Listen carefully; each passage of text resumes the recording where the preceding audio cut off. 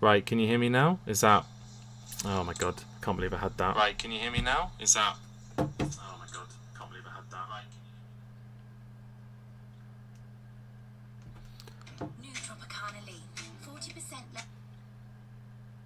Okay, I think that's all right now.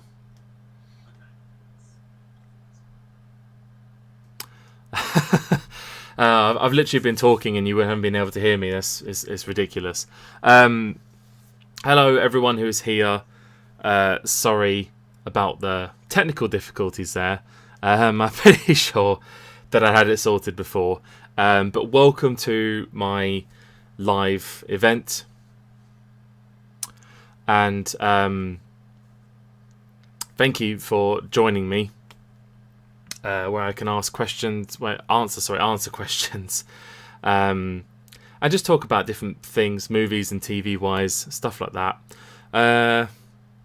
So I have questions from different people, so I'm going to be answering those live. Haven't had a chance to look at them really, so it'll kind of be kind of on the spot answering. So we'll have a look. And then we'll go from there. So, yes, apologies about the mic difficulties. Thank you, Carmine. I appreciate that. Right.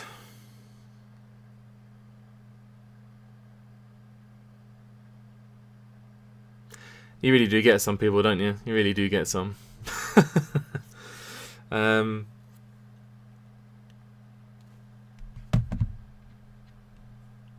Okay, so to start off with, we are going to have first question of the evening, which goes to Dark Savage, who asks, "Have you been watching WandaVision? I love it." Yes, I really have. I'm fully up to date. And it is fantastic. It really is. I'm so glad that after a year and a half of a break from Marvel, they've got me very excited again for Marvel in general.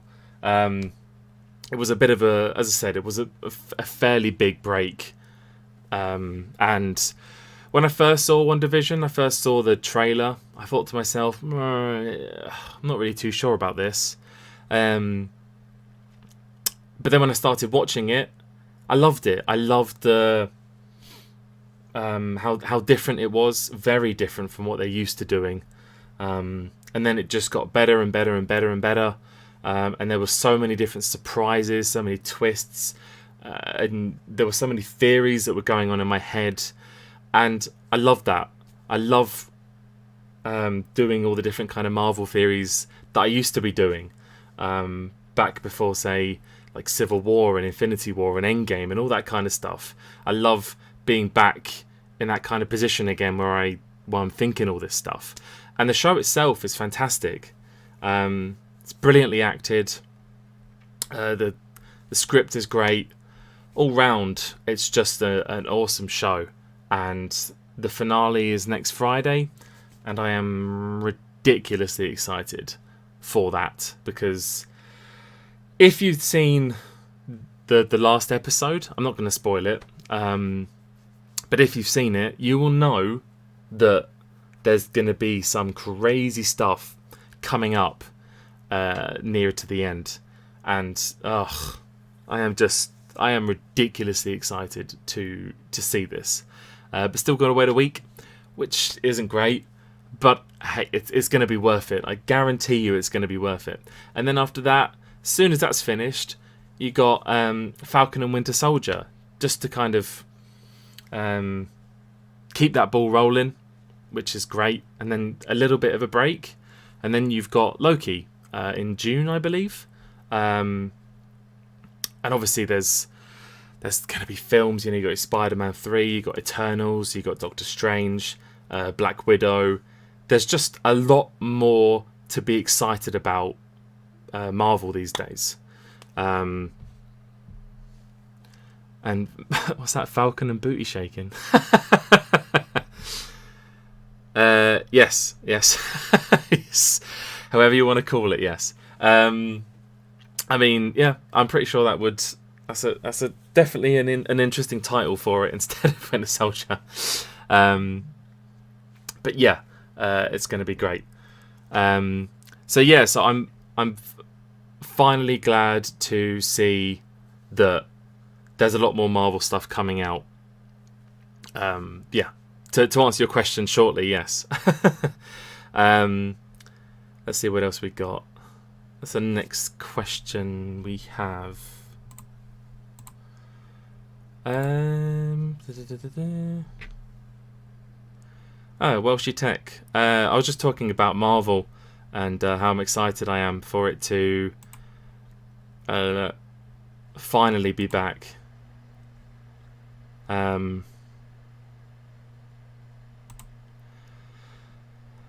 And yeah, I just love the fact that they keep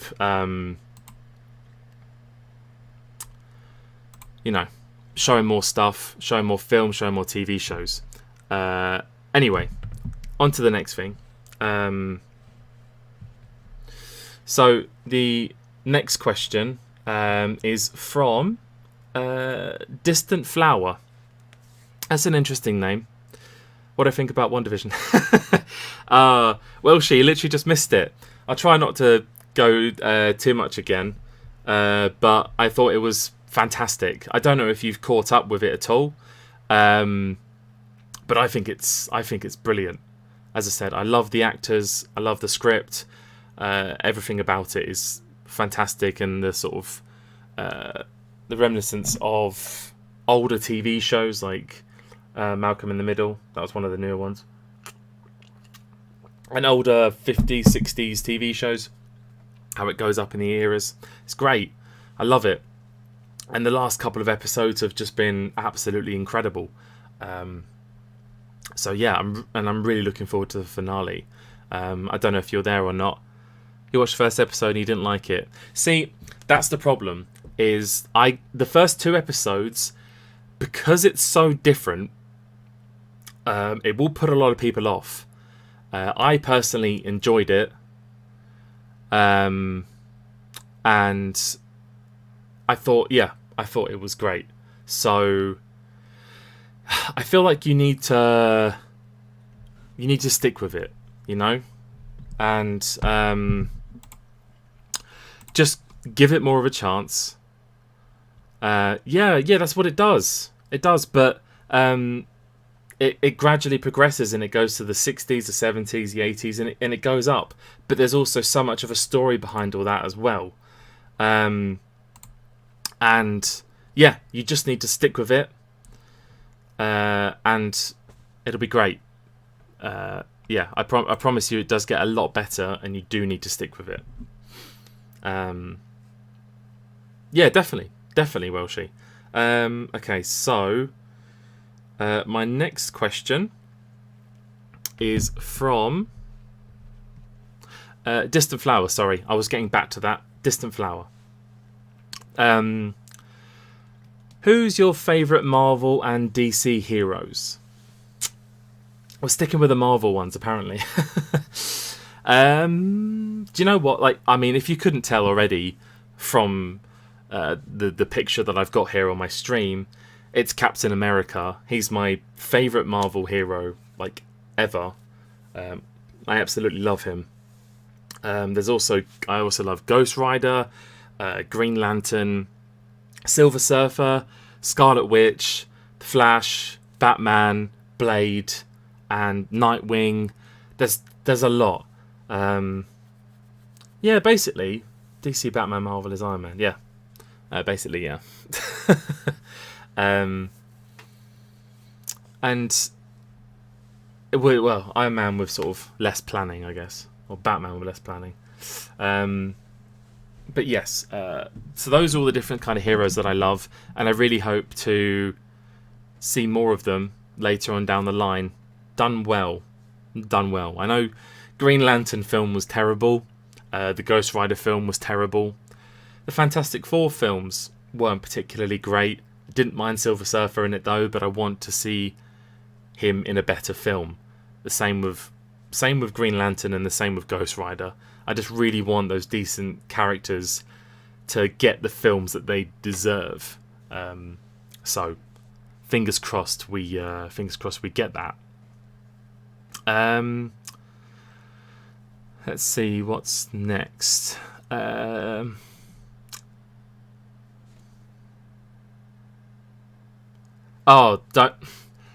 even get me started on the newer Fantastic Four. Wow. Kinda sucked. It really sucked. Awful. It was so bad. So bad. The actors were decent. But the script and the way that they showed off the characters and Doctor Doom was pretty crap. I really want a decent Doctor Doom. That would be so good to have him as a sort of main villain into Marvel, which I'm still hoping for. I'm also hoping for a Galactus as well. I realise this has just turned into a complete Marvel chat, which I don't mind. But I'm going to try and answer more questions to see if we get anything else not Marvel related. What did you put? Thing was awesome, but the rest was... Yeah, I don't know. I just wasn't really a fan of kind of any of their characters, really. What I'm hoping for is John Krasinski and Emily Blunt to be the new Mr. Fantastic and Sue Storm, which would be so amazing because it just kind of suits them down to a T, and they'd look so good and they'd be great in it. And I really, really hope that that's what they do next. Just go and drink. Okay, so let's move on to the next question. He was massive compared to the older movies. Yeah, he was. The sky is blue. Thank you for telling me that. What do you think about the up and coming reboot of Superman? So we're still sticking along the superhero side of things. Do you know what? Like, it's if it's done well, then great. But as long as I want Henry Cavill to stay as Superman. Now, I personally like him. I think he's a decent Superman. Unfortunately, he hasn't been in great films. And that doesn't really do him any help. So he just needs a kind of a decent Superman film, and then he'd shine. I mean, he did his best with what he had, and in the other films like Batman vs Superman wasn't very good. What's it? Superman. I can't remember. The first Superman film that he was in was okay, and obviously Justice League was pretty awful. But I still thought that he was a decent character in all of them, and I think he's got the look as well. He really has got the kind of the decent look. Yes, Man of Steel. Thank you, Welshie. I do think he has got the look of Superman. So I just like him to stay and just be given more of a chance, to be, with a decent film, decent script, and yeah, we'll go from there. If they recast someone as recast and he's a decent actor, then great. I always like sort of Superman films, so it'd be nice to see a new Superman. But I would really like Henry Cavill to stay. So yeah, fingers crossed he does. But we'll see. Okay, so let's go to another question. No, I mean, Christopher Reeves was great, right? He was like the OG of Superman. And I really enjoyed anything that he was in Superman wise. But I just think that Henry Cavill just has that look, and he portrays Superman well. But yeah, of course, Christopher Reeves is the classic, is the great Superman. Okay, so next question what is your favourite adult animated series? Ooh, do you know what, I don't know if I have a particularly favourite animated series, because I kind of go back and forth with being in the mood to watch certain things. Like I definitely go back and forth between Family Guy and South Park, and they're both fantastic.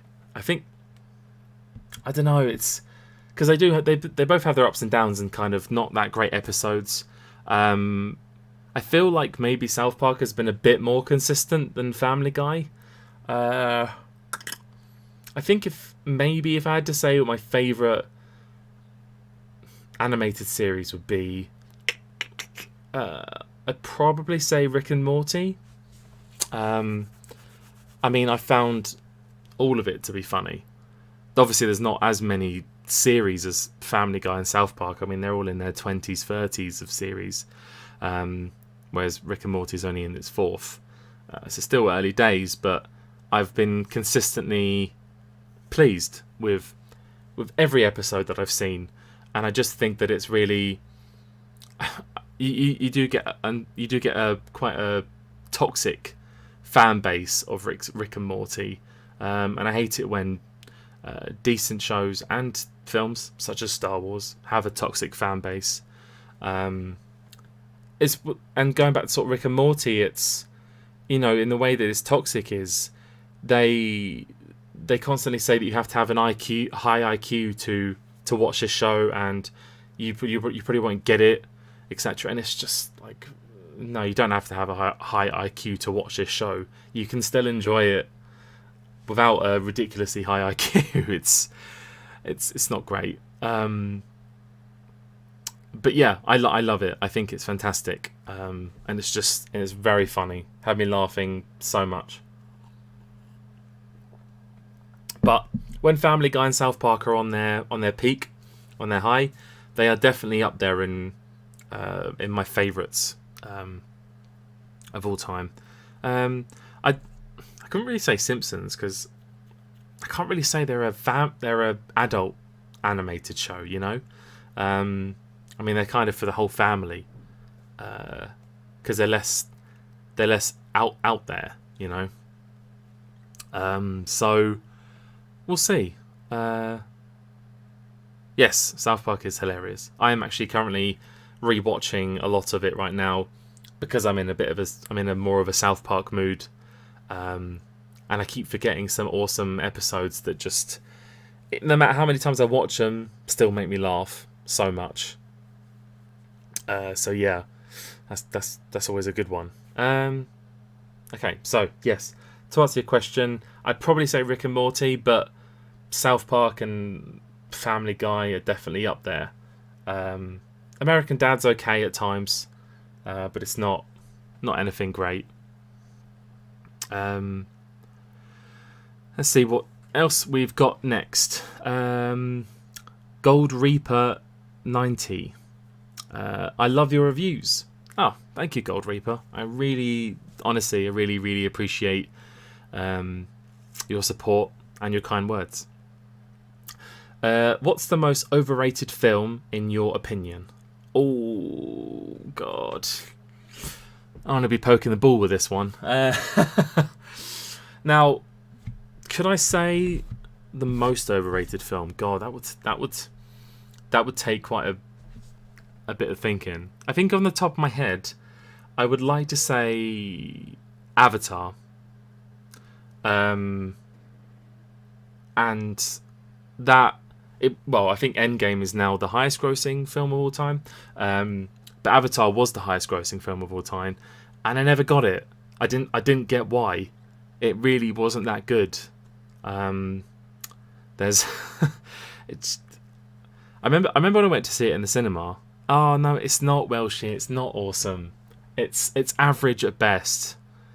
I really didn't. And it's just copying so many films. Hey, Drummer of Blades. Shack Attack, welcome. I appreciate you. Thank you.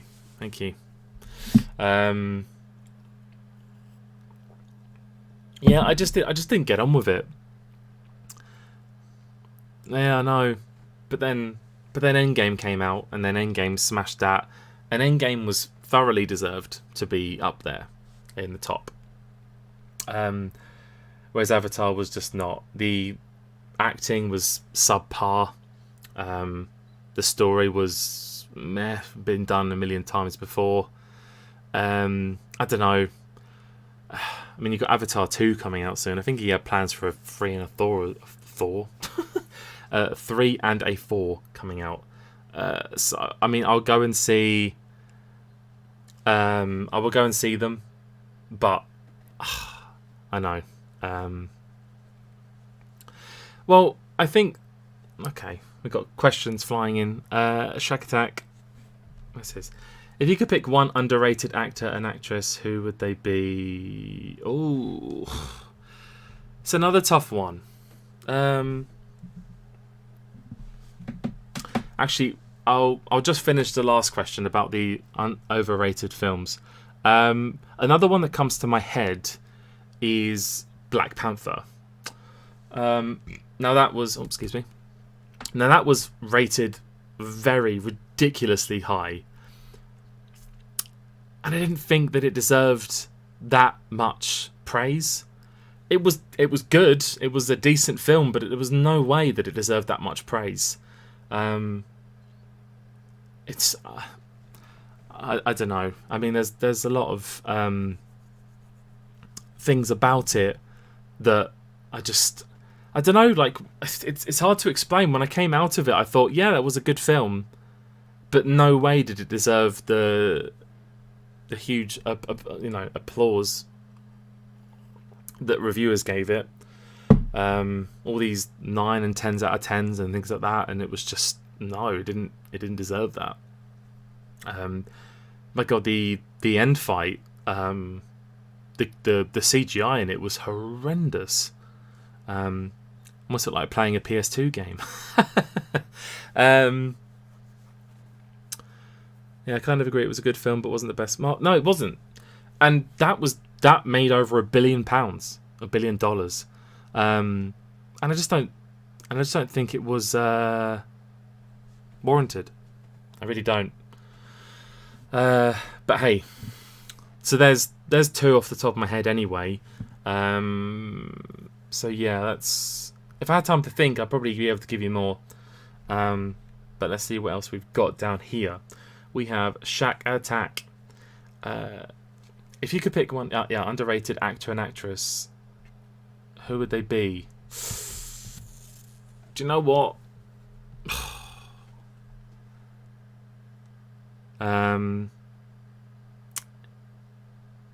It's a real tricky one. I would say Jared Padalecki and Jensen Ackles from Supernatural are very underrated. I mean, obviously, amongst Supernatural fans, they will know how brilliant they are. But outside of that, I just don't think they do. And I feel that they should definitely be cast more in more films, more TV shows, just to really show off their chops. And although Jensen Ackles is going to be in The Boys season 3, and it's giving him a chance to show off how good his acting is, which is fantastic, and I love The Boys as well, so really, really looking forward to seeing him in that. I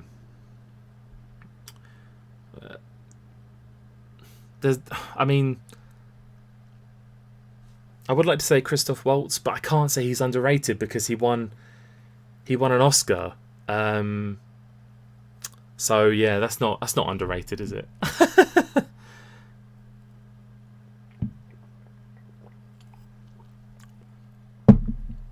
yes, The Boys is really funny. It's just a great show. Just with the simple sort of point of never meet your heroes. It's very dark, twisted, funny, action packed, all round, and the acting is fantastic as well. Especially I can't remember his name.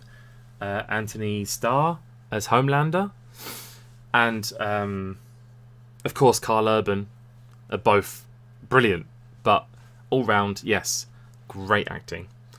I think maybe Carl Urban is underrated. I think Naomi Watts is underrated as a female actress. I don't know. I think she's just been brilliant in so much.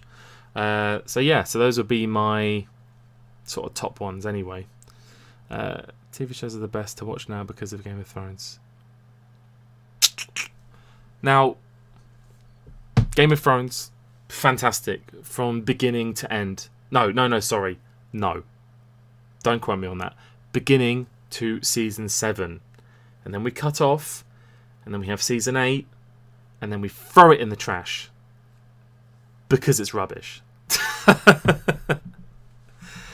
It was, but I'm glad for what it's done for TV. All in all, I wouldn't watch Game of Thrones from the beginning again because I know how it's going to finish, and it was such a letdown. No, Shack Attack, no, no. It's not good.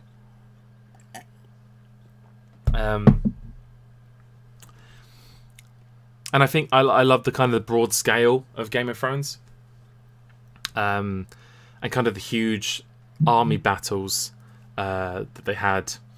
I mean, a lot of this kind of all takes their ideas and stuff from Lord of the Rings. Yes, Welshie, it was a complete letdown. It was awful, and I hated the fact that we had to wait years to get this rubbish. But yes, Lord of the Rings has been a huge inspiration to many films and TV shows, and so it should be. It's, in my opinion, the best trilogy ever made, the ultimate fantasy film. But yeah, it's, especially with the big battle scenes as well, that, you know, you can take a lot of inspiration of that. I know. Yeah, all the money spent and it ends like that. Yes. And all the years that we've wasted watching them, you know, and then you get to that point and it's just such a disappointment. So, anyway. So, yeah, there's my answers to those. Let's see what else we've got.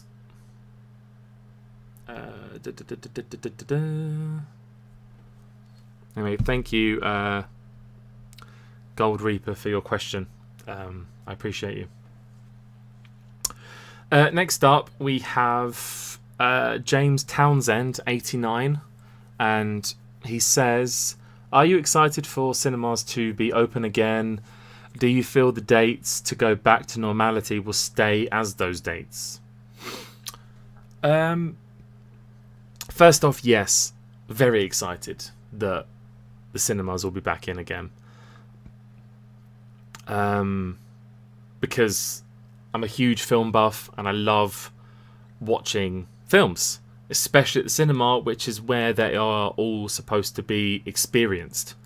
So yes, I'm very excited for cinemas to come back. And I was really gutted when they closed. I was literally on the day, a couple of days when I just started doing my movie reviews. The cinema shut, and I was really gutted because that's what I was going to do: go to cinema, watch the film, come back, give you guys my thoughts, and that would be it. But unfortunately, that didn't happen. So I had to kind of review films around that were kind of partially new. But then more and more stuff started streaming and coming out, and so yeah, I just kind of settled down into the streaming side. Now I think streaming online is the new cinema now. Do you know? I mean, yes, it's great. Do you know it? There's two sides to it, right? So if you go to the cinema, you know, you've got the whole sort of surround system, the huge music system that you wouldn't normally get at home. You can have music systems at home, but you won't get that same kind of power and bass. I mean, maybe you will, but you'll definitely have complaints from your neighbours.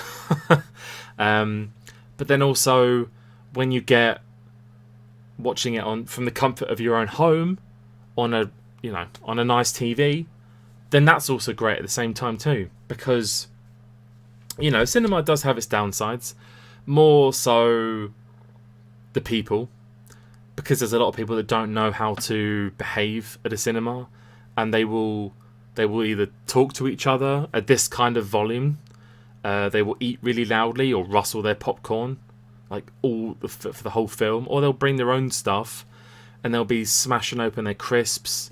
You just hear rustling everywhere, and it drives me insane. Or you see someone like whip out their phone, and you can see at the corner of your eye the brightness from their screen, and they don't even turn that down. Or every now and then someone forgets to turn the volume down, and and then someone starts calling them, and it's just ugh. So all that kind of stuff from those people have ruined the experience of cinema. But yeah, that's the thing. Like, it's you don't know what you're gonna get when you go to see a film. You don't know the people that are gonna be there.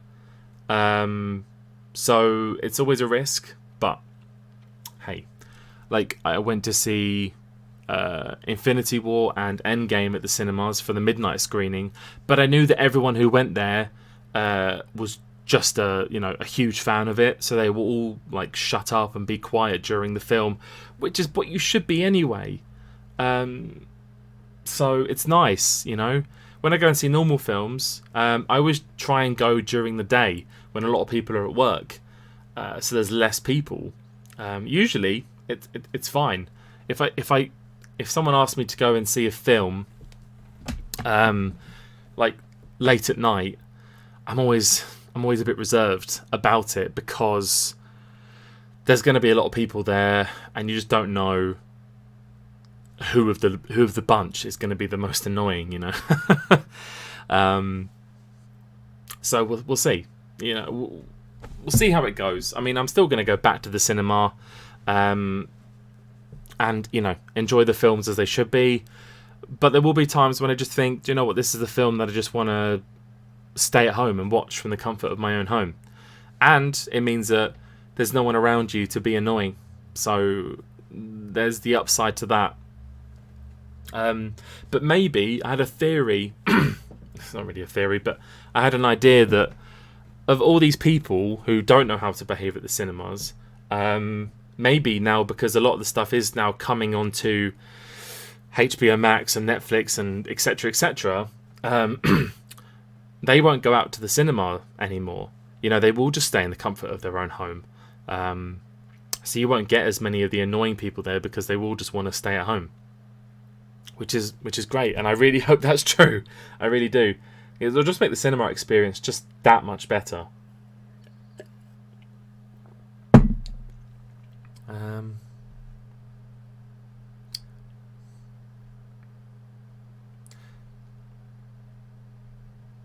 Yeah, the Hobbits were pretty bad. I mean, they were okay. Yeah, there's a lot of streaming platforms, and you do have to pay money for a lot of them. Obviously, you know, you got your Netflix, your Amazon Prime, your Hulu, your Apple TV, your HBO Max, your Amazon Prime. Have I said that? I don't know, maybe. But there's so many. And, you know, at first you might think like, oh yeah, you know, $6.99 there, $8.99 there. It doesn't matter. But the more you get, the more it builds up. Oh, Disney Plus as well. And Disney Plus, they do take the piss a little bit, because I remember when Mulan came out and they put it onto streaming, but they charged £25 to watch it. And that's ridiculous.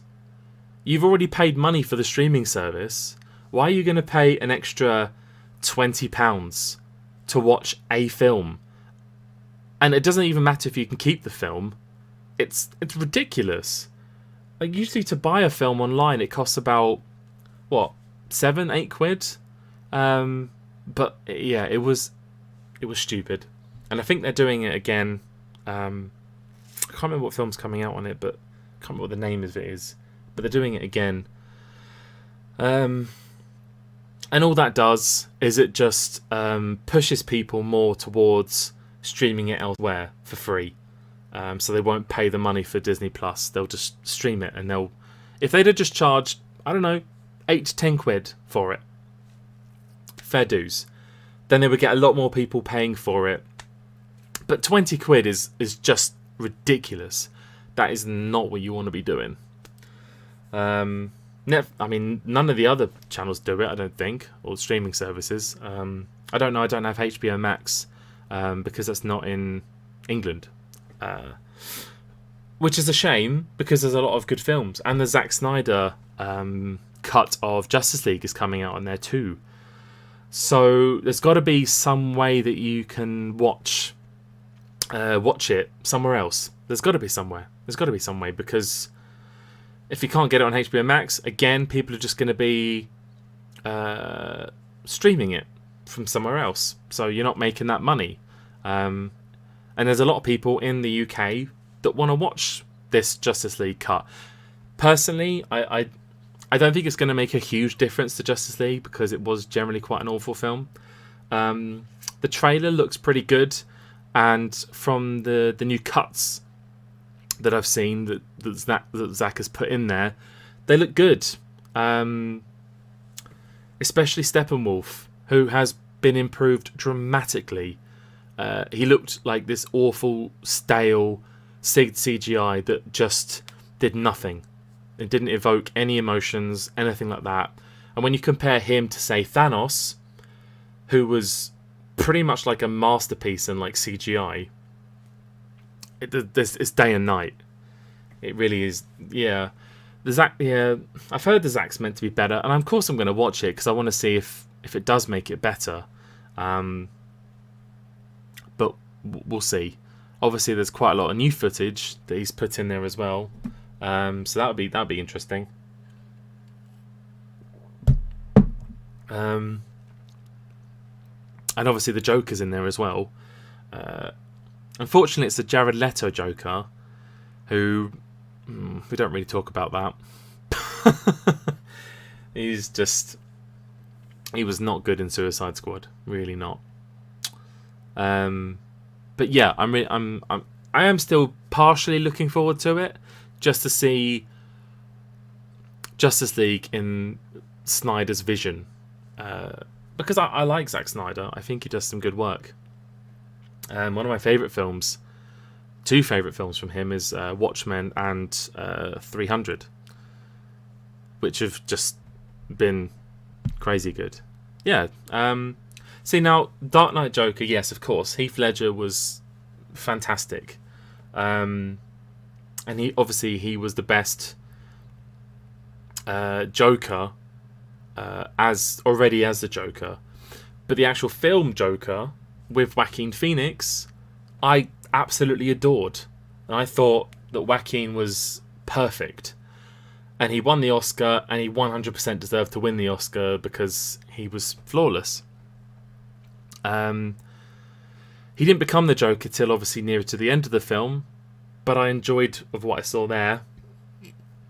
I can't say he was the best Joker because he wasn't given enough time as Joker. But if the rumours are true and there is going to be a sequel, then I'm hoping to see more of him, and then I can make my judgment as to who was the best, who was the best Joker.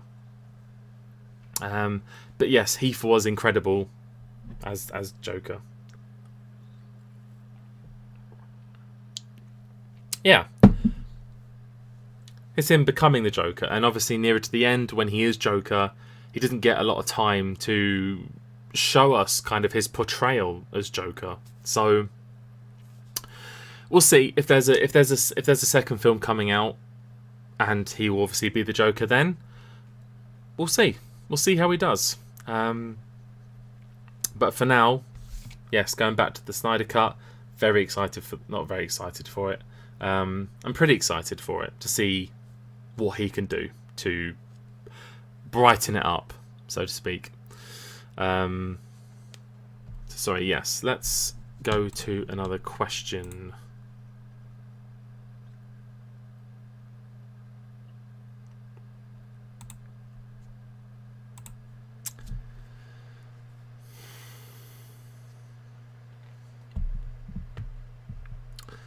Okay, so the next question comes from Surfer Allen? Yeah, Surfer Allen, yes. Surfer Allen. Hi, Surfer. Thank you for your question. What made you want to do a review channel? Well, I'd been meaning to do a review channel for absolutely ages. No, don't worry about it, Welshie. It's fine. It's fine.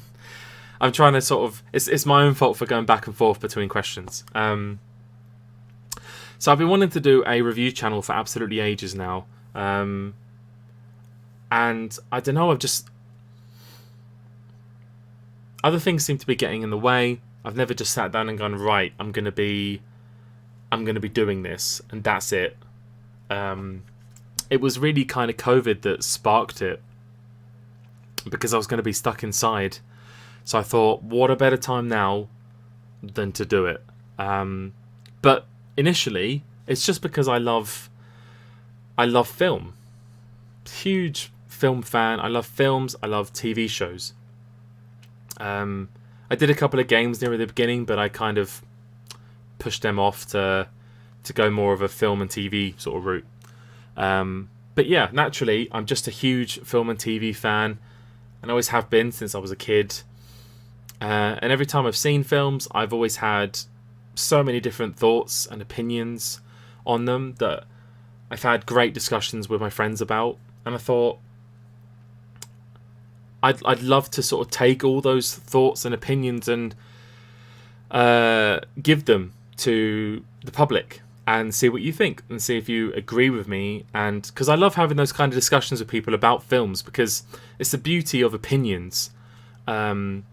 And you're not arguing about who was the best or anything like that in certain things. You're just having a sort of a debate or just a general discussion. And I love that.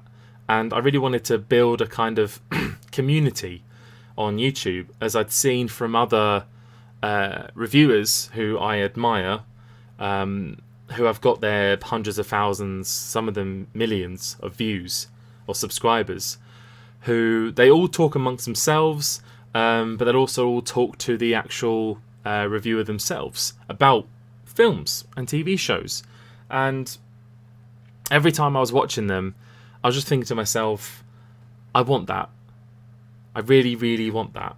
And so that's what I'm trying to do now, is trying to talk to everyone about films and TV shows and, give you my opinion. And so far, it's not going too bad. I'm just on 269 subscribers, I believe. So it's not too bad. The fact that 269 people have deemed my videos worthy of their time is amazing. I didn't think I was going to get anywhere near that anyway. I thought it was going to be a couple of friends and family would subscribe and that would be it, and the channel wouldn't do that well. So this is a nice surprise for me. My main goal, at the minute anyway, is to just hit that 1,000 subscribers. And even that, like 1,000 people, you're building that in a community, which is insane. So for all of you who are watching this now as well, I can't say thank you enough for subscribing to me. it's it's just a fantastic experience to talk to you all about this. Um, yeah, yeah, of course, Welshie. That's exactly it. It's their real passion, and you wanna talk to people. You want to talk to fellow film buffs and TV series lovers about so much. I could go on about films and TV shows, especially when I'm talking to someone for ages, absolutely ages. And then when you start putting them into like sections, like you're like, oh, let's talk about Marvel, let's talk about Star Wars or anything like that. Yeah, it's crazy. It really is, because you can just go off on one, and you feel like you could just talk all day. But yes, that's the reason why I wanted to do my review channel, because I love talking about films. I watch reviewers on YouTube who I really admire, like Chris Stuckman and Jeremy Johns and Mr. GG, and Austin Burke. He's fantastic as well. He's actually been great. When they're that big, I never think that they'll reply to my comments or anything like that, but he does, and that was really nice for me to know that someone I admire would talk to me and answer my questions. And he did say he was going to check out my channel as well, and give me feedback. So I'm really looking forward to that when he does it. Because he's quite an inspiration to me. So yeah, so that's hey bud, your Instagram link, is it not? Andy98, is it not?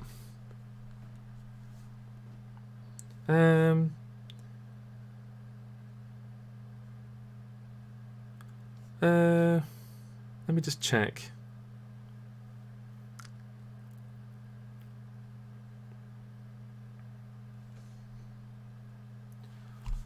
Sorry about this, guys. I just want to quickly make sure my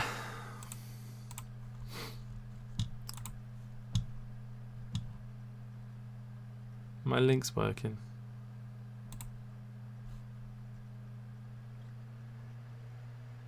Oh. Yeah, you're right, it's not. Oh, damn. Hang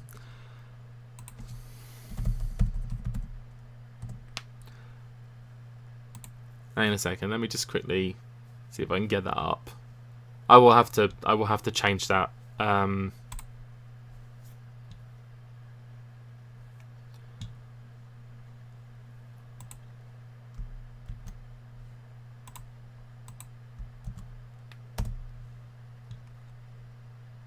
Okay, right, I think that's sorted now.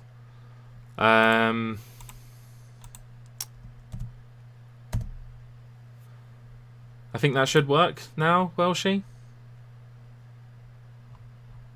If you got that, did you get that? Did you get the link? You probably did. There we go. It's come up now.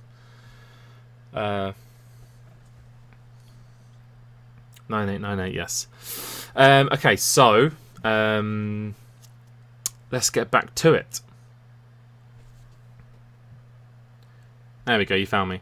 Thank you for following me, dude. I really appreciate that. So let's see who is next. Oh, well, we'll go for Shack Attack. We'll go for Shack Attack.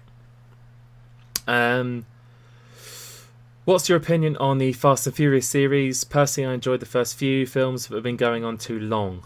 Yeah. Well, I liked the first one. Too Fast, Too Furious, I didn't like. Tokyo Drift, I thought was crap. 4, which was kind of like a reboot of some kind of sorts, was okay. It was okay. And then from then, do you know what? I haven't minded them too much. They are just kind of turn your brain off and watch action films. That, I mean, what they do is absolutely ridiculous, and it's stupid. But it's kind of fun. It's stupid fun, Fast and Furious 9 is out. I don't know if it's out this year or next year. I can't remember. But I'm going to watch it. I remember seeing the trailer for it and it looked ridiculous. But hey, a lot of them have been ridiculous now. And just, yeah. I mean, they should probably all be dead by now with all the stuff they do. But hey, we won't dive into it too much because you shouldn't be thinking about it too much. It's just this kind of vacuous action franchise that is kind of fun to watch. I mean, when Dwayne came in, you know, there's that big old Dwayne, good old Dwayne Johnson.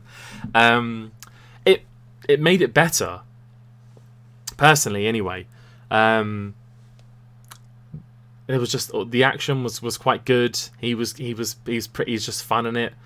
Although, what was that? Hobbs and Shaw. That was it. Hobbs and Shaw, the little spin-off. Now, I thought that was going to be pretty bad, but the chemistry between Dwayne and Jason really made that film for me. I'm not saying it's a particularly great film, because it's not. It's another turn your brain off and just enjoy. But I felt like it had a little bit more quality to it than the Fast and Furious films, or more recently anyway. Yeah, how they went from criminals to working with the feds is just funny. Yeah, it wasn't. It was interesting. It was they were just doing so much stuff that you think, why would the feds want you? Like, I don't know. Oh yeah, the banter between them was hilarious. It was good fun. It was just an enjoyable experience. Nothing Oscar worthy or breathtaking or, you know, anything like that. Just stupid, vacuous fun. Yeah, so that's my sort of thoughts on the Fast and Furious film. I did hear that they were going to the 10th one. They said they were going to go to space, which is just, I mean, there is a point where you just say, just stop it, dude. Just I don't know. If I think 9 looks stupid, the fact that they said they were going to go to space is unbelievable. I don't know where they're going with it, and I really hope they just need to finish it now and just kind of end it. I watched it behind the camera, and it's an actual battle. Like, they're maybe not as bad, but still. Yeah, I mean, yeah, as I said, like, I think Dwayne and Jason do get on in general in real life as well. So that helps with the kind of camaraderie between them, and in the film when they're playing their characters, and yeah, it was fun. It's just a fun action film that you don't need to think about too much. Because if you start thinking, oh, that's not real, or anything like that, then you're just going to be taken out of it and you're not going to enjoy it as much. Yeah, Vin Diesel and The Rock, just no. I think with Vin Diesel and The Rock, I feel like their egos clashed, because Vin Diesel naturally just wanted to be always at the front of everything, and obviously The Rock didn't agree as much, and they clashed. Their ideals clash. Yeah, they do. They generally hate each other. And also, I think that The Rock and Tyrese have that beef as well. But Tyrese is just a moron. I mean, he really is an idiot. He's banging on about stuff, and he's not that big at all. He's not a big name whatsoever. And I mean, literally, I think the best thing he's been in is Final Fantasy, and that's not even that great.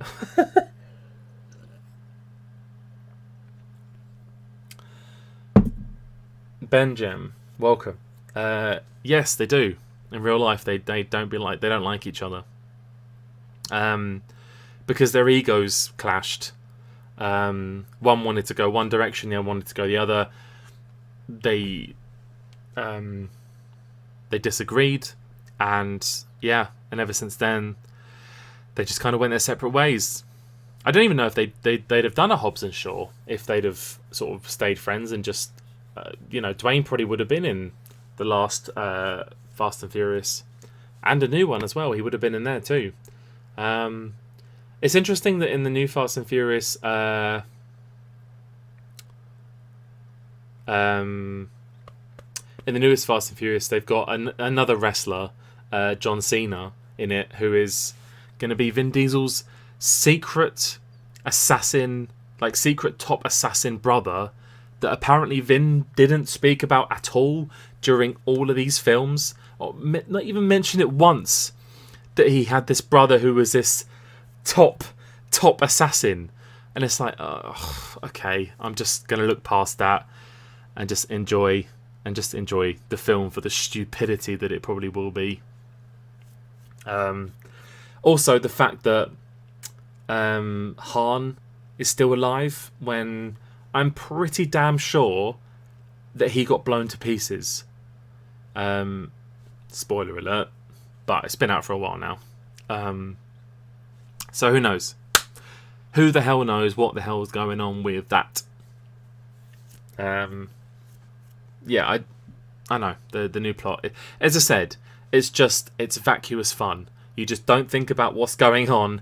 You just enjoy the explosions and the shooting and whatever. It's car chases and blah blah blah blah blah. Lots of rubbish.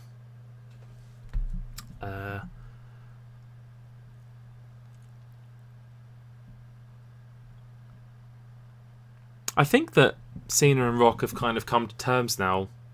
Like, they're on good terms. I think they're okay. Cena didn't like it because Cena was obviously very committed to the role of, John Cena in wrestling. And obviously The Rock wanted to go a different path and he was leaving almost. And I think that John maybe saw it as like an abandonment thing. And you're meant to sort of stay with your sort of family, maybe, I don't know, something like that anyway. Oh yes, more questions. Let's have a look. Okay, so we have another question from Book Raven, who says, "Hi Blade Drummer, what TV did you love growing up?" Okay, that's an interesting one. That's quite a sort of an open one. I feel like I was quite lucky being a 90s kid, because there was so many good shows out around then, like kids and teenagers, etc. growing up. Power Rangers was a big one for me. The original Power Rangers was just so good. I loved it. It was just so much. It was a lot of fun, and I watch it. I think I've watched it back now more recently, and yes, it is a bit sort of silly, with the putty men and things like that. But it's funny, I just laughed. But it was a huge part of my childhood growing up, and I remember getting like ridiculously excited every time they'd say like, "It's morphin' time," and then I'd just be like, oh my god, the Red Ranger," and I'd just be like running around the living room, just going a bit crazy for the morphin' time. And then when they joined together to make the Megazord, I'd just lose it. It was so good. And when they'd be like doing when they'd be fighting, I would be like punching and kicking around the living room and things like that. It was great. It was so good. Pokemon was another huge part of my life. Yes, Benjamin just put that. I just saw that now. Yeah, Pokemon was huge. Not just the anime, but the cards were massive. I was obsessed with the cards. I think I was just obsessed with Pokemon in general. And I still have all the 151 original Pokemon cards like in a folder in my house. The problem is, like, there's a part of me that wants to sell them because they're worth a lot of money. But I don't know if I should hold out and just see if they go up a bit more. But hey, I kind of don't want to get rid of them as well, because they mean a lot to me. They were a huge part of my childhood, and I spent a lot of time and money building up that collection.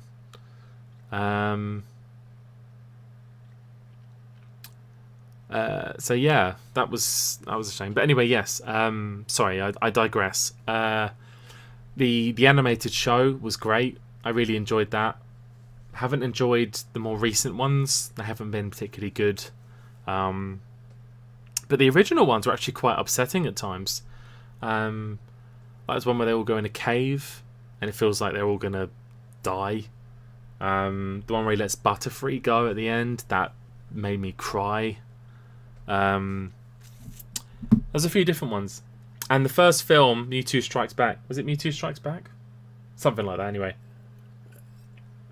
That still holds up to today. Like, I still enjoy that film now. But yes, that Pokemon was another huge part of my life. Let's see what else. Digimon. I love Digimon. Not so much the cards, but that was another one that I loved as I was growing up as a kid. And again, when they devolve, I just get so excited about that stuff. And I had the little Digivice.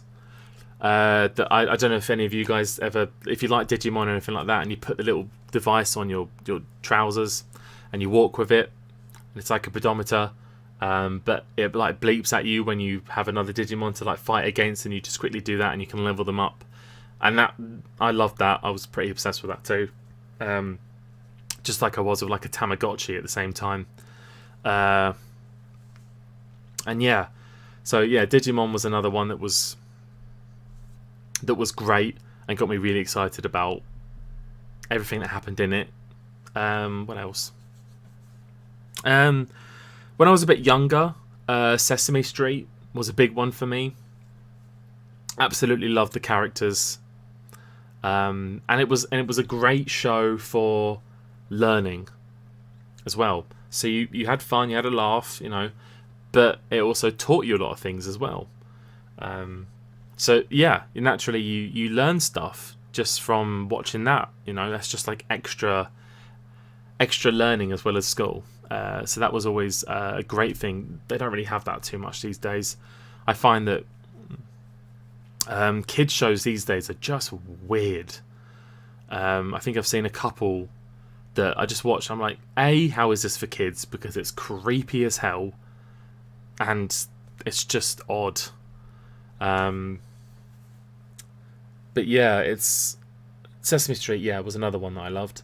What else? There was a show I loved called Mighty Max, which should have been given more attention because that was such a fantastic like action adventure animated show. It was like a kind of action fantasy adventure show, which is fantastic. Yes, Yu-Gi-Oh is another fantastic one that I loved as a kid, or just growing up actually a bit more because it was out a bit later on. But yeah, and I got all the Yu-Gi-Oh cards, and I'd love to play Yu-Gi-Oh. That kind of evolved more and more now, and I think I've just lost track of where they are or what they're doing. But the series was really good. I really enjoyed the series. I think I watched it again more recently, and I was like, this is still pretty good. Although they really do kind of make a meal out of every time they put down a card or something. But hey, you gotta try and amp it up a bit, don't you? Try and make it more exciting. Rather than just going, yeah, I'm just going to put this card down, and it just, you know, the blue eyes is going to come out. He's going to attack you. Okay, that's pretty cool. You don't want that. So you kind of had to be a bit more kind of tumultuous about it. What else? Buffy the Vampire Slayer was another huge one for me. I loved that show. Like I think every Tuesday or something, it was, or every day actually, I can't remember. But every 6 o'clock, me, mum and dad, we'd always sit down and we'd have our dinner and we'd watch Buffy the Vampire. Well, we'd watch The Simpsons first, and then we'd watch Buffy the Vampire Slayer afterwards. And So that was a really good, fantastic evenings. A Simpsons and Buffy the Vampire Slayer, brilliant, so good. And yeah, I loved that. They did this weird thing though, because we didn't have it on DVD or anything. We just watched it on TV, where they skipped a season. But I think it was maybe because it was a bit more too adult for 6 o'clock. So we were just really confused as to what was going on after the last season that we saw, because everything had changed. Just hang on a minute, who are you? What's going on here? And then when we looked it up, we saw that they'd skipped a season. So yeah, that was annoying, but we got there and we knew what was going on in the end, and it was a brilliant finale as well. Loved it. And I'm all for the Simpsons is obviously another one too. Simpsons was big for me in the golden sort of times. Would say series between series 1 and 12. Those were kind of like the OG Simpsons. They were the golden years of Simpsons. I don't think the Simpsons is that funny anymore. I just think they've kind of lost it a bit. But I do feel like it's at times it's funny, but compared to say South Park and Family Guy and just all those other animated shows that are so great now, Rick and Morty, American Dad and things like that, I just don't think it pales in comparison. The adult shows have kind of taken over, so yeah, there's one of them. What else? Dragon Ball Z. Love Dragon Ball Z. Naruto. Some animes that kind of really almost kicked off my sort of anime love. A very long sort of series, both of them. But that was great. I wanted as much Naruto and Dragon Ball Z as possible. And I think what I love was that, obviously, growing up watching Naruto, I loved the fact that kind of as Naruto grew up, like I kind of grew up with him. So it was such a nice journey, and you kind of really you connect with the guy more, and it's great. I absolutely adore it, and my anime love has expanded a lot since then. But yeah, that was another great show too. Anything else? There was a show, I don't know if you remember, because you said you were 90s kids, but I remember Art Attack, which was which is quite fun to watch as well. Dubbed or subbed? It's always got to be subbed. I remember first watching Naruto dubbed when it kind of first came out, and I enjoyed it. I still think some of the characters had good voices in dubbed, but then it got to a certain point in the episodes where it just stopped, and I thought, oh, hang on a minute, what's going on? And then I saw all the other 100, 200 episodes extra were all dubbed. No, sorry, subbed. And I thought, I don't want to do it. I was really reluctant to watch it in subbed. But then I did, and then I grew on it, and now I swear I can't watch anything without subtitles these days. All I want to do is watch it in subbed. I just think the Japanese accent, it really adds so much to just the characters in any anime. Yeah, Goku's voice in Japanese wasn't great. It was pretty bad. That was the only time when I prefer English. But yeah, I'm pretty sure that was a good majority of the shows. Oh, there was another one called Farscape as well. That was quite good, but it got quite weird. I think I kind of stopped watching it, but it was good for the beginning point of what I saw anyway, for the first couple of seasons, and then it just got weird. Yes, Angel. I didn't see a lot of Angel, actually. I'm surprised I didn't, because I really enjoyed Buffy quite a lot. I thought that was great. I see lots of chat as I'm sort of talking, so I'm just seeing if there's any Goosebumps. Yes, yes, Goosebumps, and not just Goosebumps, but if you really wanted to amp up the scares, then it would be Are You Afraid of the Dark? I don't know if you remember that too, but that was even more scary than Goosebumps. Jesus Christ, that was.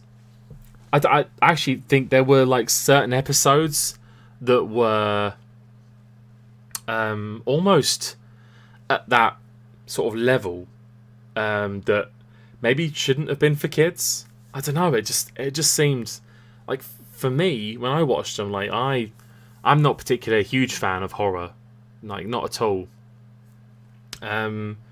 Which actually is one of my next questions. But I'm not a big fan of horror. And I watched this, and it was definitely sort of scared me up quite a bit. So yeah, that was Are You Afraid of the Dark and Goosebumps were two shows that scared the hell out of me. Ginger Steve 91, welcome to the show. The live thing, whatever you want to call it. I hope you are well, my dude. And I hope you are getting on well during this lockdown, and it is being kind to you. But yes, those two were pretty damn scary. I did read the books as well, and the books were pretty scary too. But I think just watching it was worse, you know. Okay, I think I've got maybe one or two more questions. Lockdown, yeah. Actually, do you know what? I think I missed out on one of the questions when I said about cinemas. I think I went off on a tangent. I didn't answer the other one, which was, do you feel the dates that go back to normality will stay as those dates? We can only hope. I take everything that's said right now with a pinch of salt. You know, we can hope that by sort of end of June, everything goes back to normal. It's going to feel really weird going back to normal, because for the past year or so, this is our normality. Having to wear masks and stay away from people and be inside. And you know what? It's got to that point now that I think it's of that sort of normality where I watch stuff that has been obviously filmed before COVID even happened, and I think, oh no, you guys shouldn't be that close together, or there shouldn't be this big crowd, or etc. And I'm like, what am I talking about? It's for a split second I think that, and it's crazy to think that we're in this kind of normality now where that's on the brain. But I really hope that we're out of it now, or soon anyway. A good few more months to go. With the vaccine going out really quickly, I have high hopes for it. So we'll see how it goes.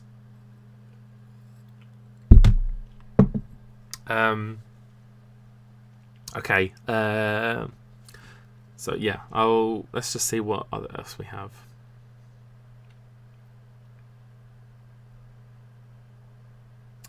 Okay, so we have, I think we've got one more question from Drive On 78. Thank you for your question. Are you a horror fan, and what's your favourite horror film? As I said before, I'm not a huge horror fan, but I have seen quite a lot of horror films. I don't know why I have. because I have like a sort of a big imagination that's consistently working 24/7, and you know what, especially if I watch it before or during the night time, which I always try to avoid watching any horror film at night time. And even though a lot of people say, oh, that's the best time when you should watch it, no, it's not. If I want to sleep, it's not anyway. But it always comes back to me, you know. No matter what, when you're in like complete darkness, or if you're out somewhere and it's dark, any horror film that you've seen instantly comes back to your brain, and you remember all the certain areas that happened in these times. So yeah,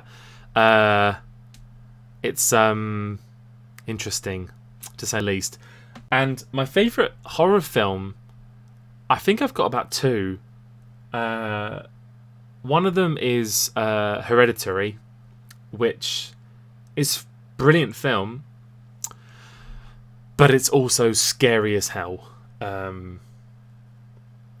The last 15 minutes of the film are absolutely terrifying, and yeah, that was it's one of those films where, you know, like in horror films where you basically during the daytime it's all kind of safe and no one's out to get you and it's fine, and then nighttime everything happens.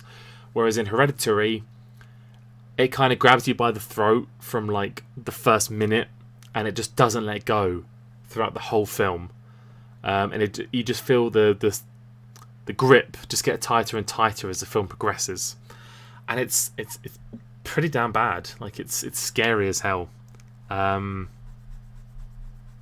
But my other favourite horror film is 30 Days of Night, which I wouldn't say it's scary unless you're scared of vampires. But it's a great film about this sort of little village area. I can't remember where it is in, maybe near the Antarctic or something. But it's a very cold, desolate area. And basically, once a year, their town will go into 30 days of absolutely no light whatsoever. So the sun doesn't show for 30 days, and they all prepare for it, you know, like they usually do every year. And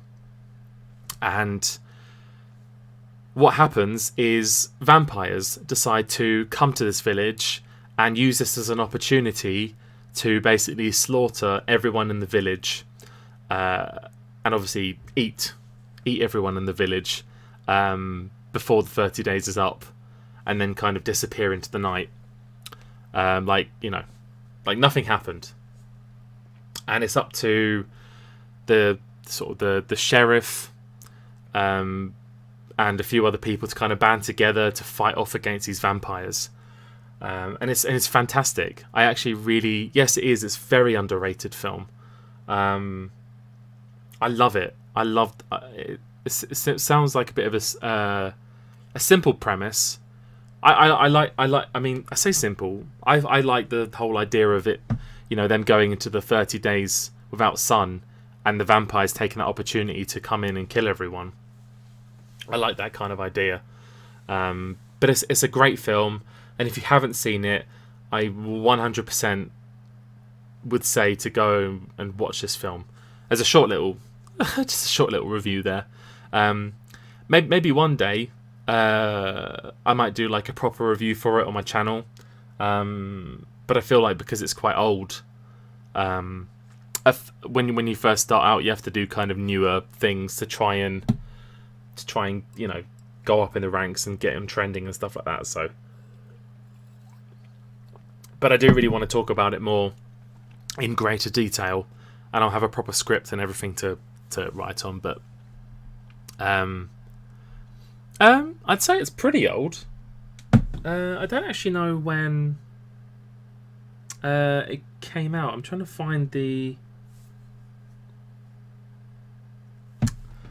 Yeah, I don't know how old it is. I know it's relatively old. Like, it's not like in the last couple of years. That's what I'm talking about. Um, I have to do stuff that is a bit more recent. But yes, anyway, those two are my favorite horror films. Anyway, The Conjuring I don't particularly like, only because it scared the living crap out of me. It was awful. Yeah, 2007. So relatively old. Yeah, see, it's pretty old. Yeah, sorry. I think I missed the question.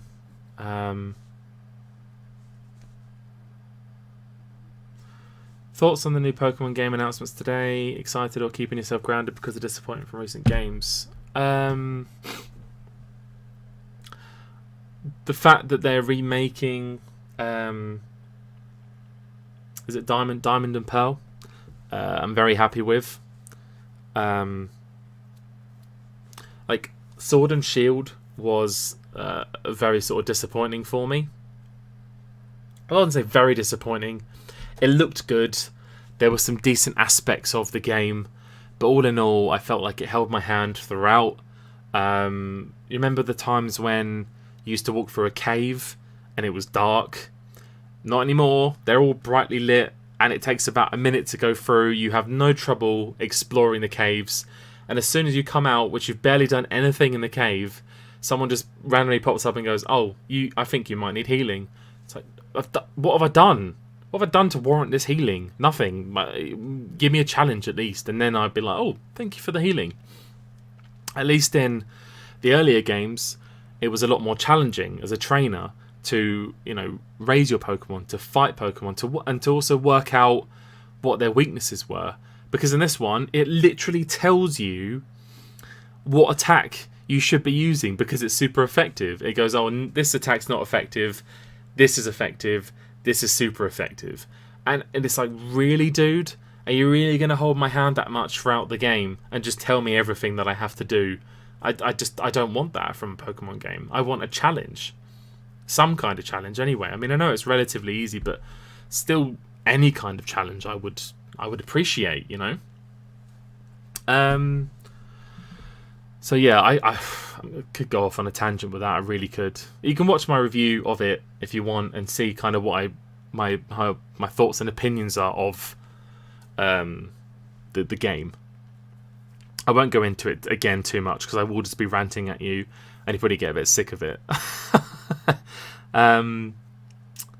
So yeah, Pokemon Let's Go. I like Pokemon Let's Go because it was basically a remake of Red and Blue, except for the catching part, which is very similar to Pokemon Go, which is not so much.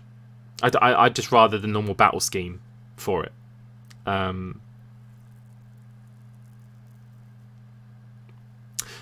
Yeah, Steve. I haven't played Pokemon Go much more recently. I think I did a couple of raids during the last event because the first gen of Pokemon are always my favourite, and they always will be, because I wanted to get some more Pokemon. So I did that, but I haven't really played it a lot.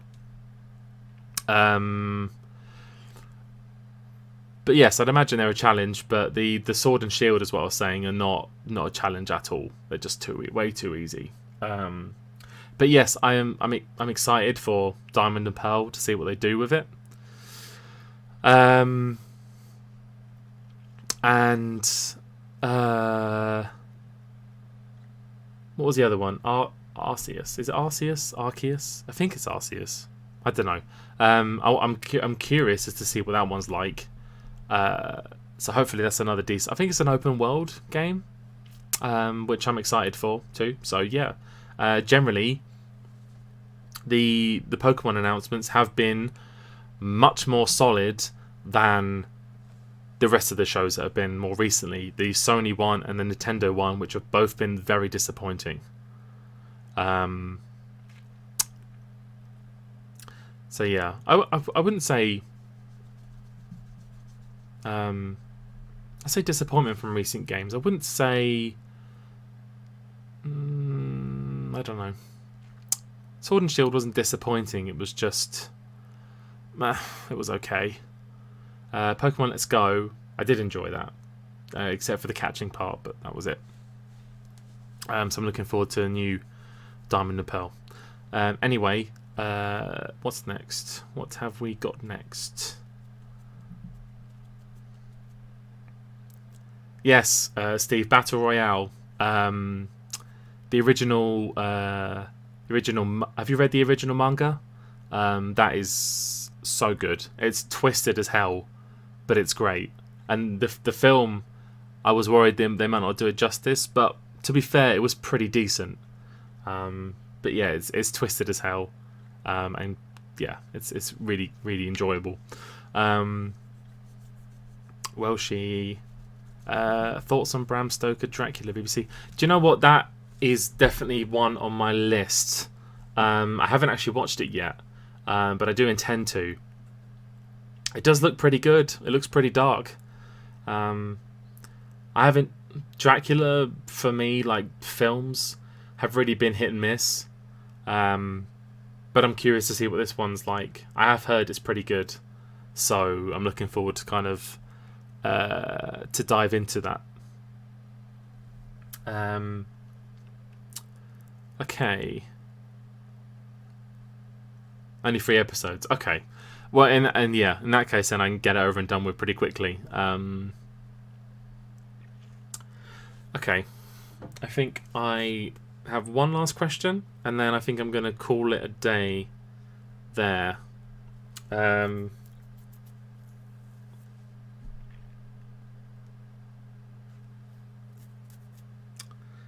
just find it.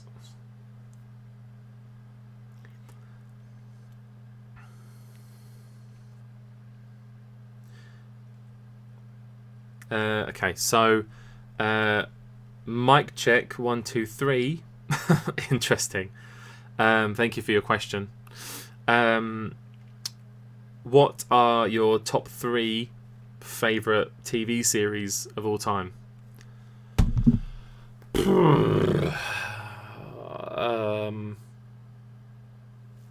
That's a toughie, you know, because there's so many decent shows out there.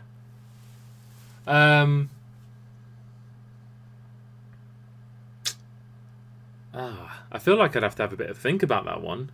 But for a quick kind of live answer, like off the top of my head, just randomly thinking about stuff. If I had to lay off a couple, and I don't take these as gospel, but they're just incredible shows that have come to my head. I would say Breaking Bad is definitely one of them. It's probably very close to being my favourite TV show ever. Hannibal's another fantastic show.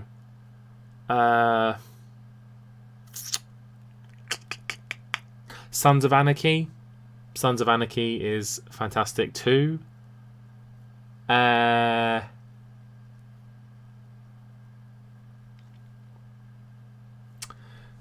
There's if I'd have to say 3, like off the top of my head, that would be it. I mean, I could easily, every time I rewatch Breaking Bad, it's just always amazing every time. It never grows old for me. I wish that I could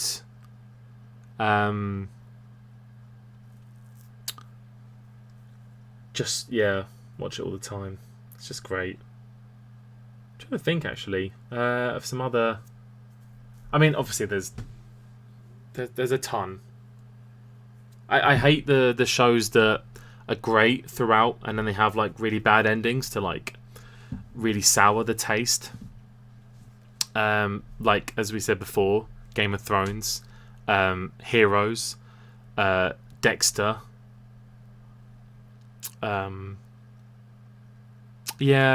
Shows like that, really disappointing at the end anyway, but they were great beforehand. Heroes had real potential and then it just I mean, obviously it just stopped. They just stopped writing, so I can't really say a lot, but yeah. Lost was a bit weird.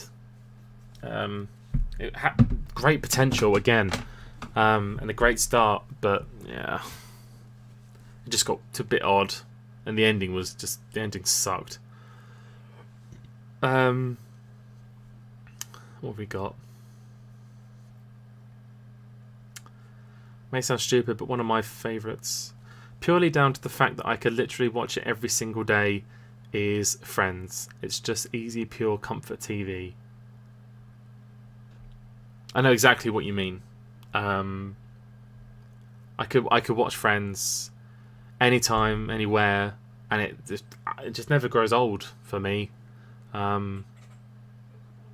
If I don't have anything to watch, I could just whack Friends on, and it's just great just to sit there and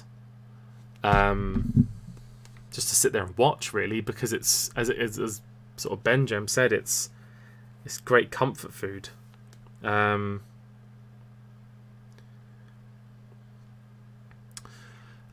Top 3 favourite TV shows. Did you give Heroes Reborn a go? Oh my god, I can't even remember if I watched that or not.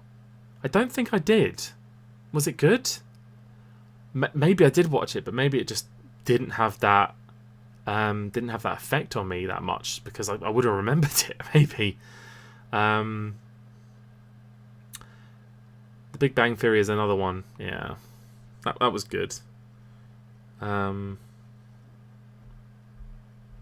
think that one of my top shows from 2020 and 2021 is definitely The Mandalorian. That show was just fantastic. The first season was decent, and then the second season was just crazy good. Really, really good. And considering the last Star Wars films, the last Star Wars trilogy was poor, it's great to have something Star Wars again that actually knows what it's doing and is just decent Star Wars story. It's what we need, and Jon Favreau did such an amazing job with this, and I can't wait to see more Star Wars stuff that he's involved in, because he was great. Yeah, Hunter x Hunter is one of my favourite animes of all time.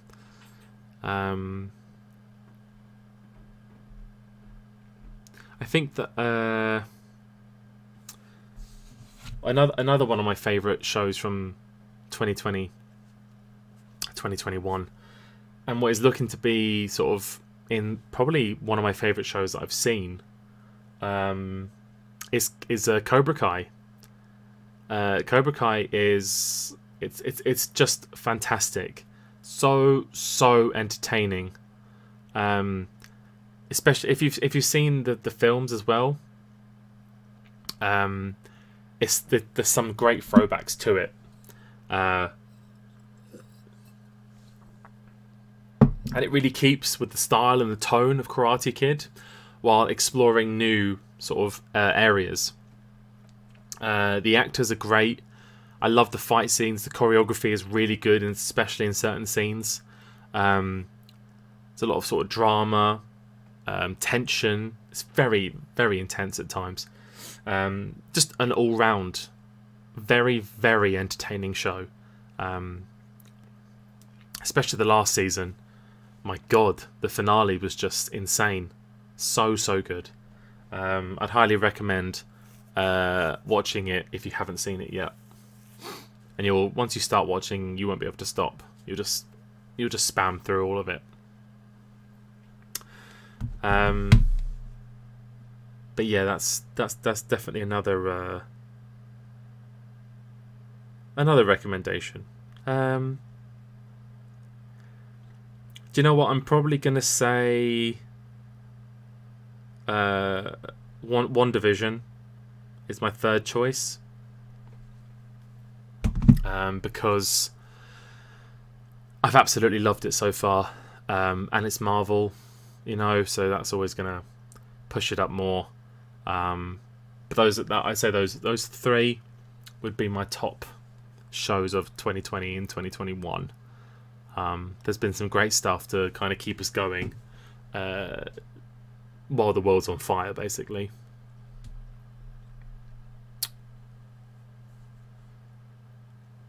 See, it's funny when you mentioned about Friends and Big Bang Theory as sort of comfort food. I mean, they are to me, maybe not as much Big Bang Theory, but I enjoyed what I saw, and I do go back to it every now and then.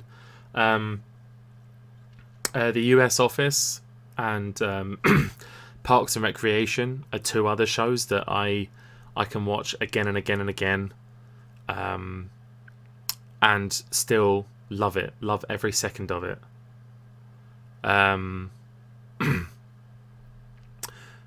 They're both, it's kind of similar humour, and they are, for me anyway, the best two like American comedies, or just my favourite two comedies like ever, comedy shows. They're just very special to me, and they're just so funny and cleverly written. Season 8 of The Office was a bit weaker, but it was okay. It wasn't enough to put me off it. And then season 9 finished strong, so that was great. I loved it. It ended well. It was quite an emotional ending too. Parks and Rec was pretty solid throughout. Actually, no, The Office season 1 wasn't that great because it literally tried to just copy the UK Office unsuccessfully. The UK Office is fantastic too. If you haven't seen the UK one, I definitely say watch it. Or watch both if you haven't seen either. And I don't know why you haven't seen either. And Parks and Rec too, both on Amazon Prime. I think Netflix has bought The Office now. It was on Amazon Prime, I think, yeah. And then Netflix now bought The Office, and it's now on there to watch. So I would definitely suggest watching both of those. And that's my kind of comfort food. A lot of my comfort food also comes from YouTube as well. Certain people that I subscribe to, I'm always looking out to see what they've released next. And they never fail to kind of let me down. And I love all the stuff that they do. Like Mr. G, like this, there's a guy on YouTube called Mr. GG. He's one of my favourites. Not Mr. as in MRMISTA space GUG. He does a lot of social commentary and talks about different YouTubers, but also he does like random horror reviews, but like really, really bad horror films. So it's just really funny to watch. Overall, he's just a very funny guy to watch, so I'd recommend watching his stuff. You got Chris Stuckman, who is another sort of big inspiration for me because he's a film reviewer. You got random people that I enjoy watching. You got Matt Does Fitness. He does a lot of videos of eating stuff. So like he'll eat 20,000, 25,000 calories in one day, stuff like that. It gives you like fitness tips and stuff like that. He's kind of an all-rounder, and he's a pretty funny guy and pretty chill. I like watching what he does. Who else? There was a more recent one that I've started liking, which is it's called At Home with the Buckleys. It's about James Buckley, who's from The Inbetweeners as Jay.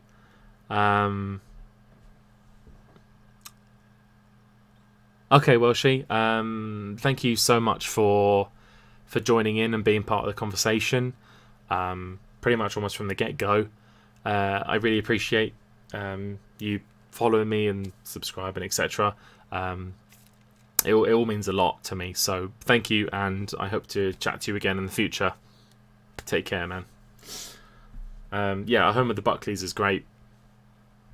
From Jay, who you probably know from Inbetweeners if you've seen it. It's basically about a vlog of him and his family just getting on with random stuff.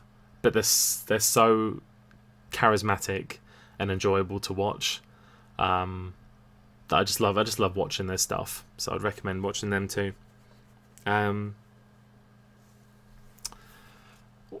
Okay, I think I've answered all the questions that I've had, and I think I'm going to call it a night. So I want to say a huge thank you to everyone who's come into my chat tonight. To any of you who have watched this after it's finished and it's been uploaded, thank you for watching this. This is me talking to you from the past. Just ignore that. Thank you to all who have subscribed and supported me. It all means so much. I can't tell you how much it means to me. I really do hope that you enjoy the rest of your weekend. If you've seen One Division, you know you'll be looking forward to next Friday to watch the finale, as I am too. That's going to be me done for now. You lot take care of yourselves. Stay safe. Thank you so much again.